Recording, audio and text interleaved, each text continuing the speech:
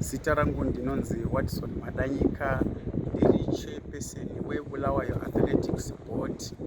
Mugore rino ra2024 musi wa7 April tichange tine mujawo mukuru unonzi ultramarathon unosponzewa nePPC Zimbabwe. Mujawo uyu uchange uchisanganisira 53 km, 21 km, 10 km ne5 km. 53 km ichange ichitangira kumatopo ichiuya kuno ichiperera kuBSC muMulawayo.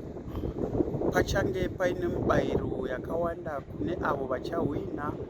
Mari yaiswa pamibayiro yose yema-events achataura iwaya ichange iri US $34,000. Saka tinotarisira vamhanyi vakawanda kuti vange vachiuya kuzomhanya vachikwikwidza. Tinotarisirawo kuti muno mahotels muBulawayo achange achisimudzirwa nekuti kuchauya vamhanyi vakawanda. Tiri kutarisira zviuru 5 nokupfurikidza avo vachamhanya.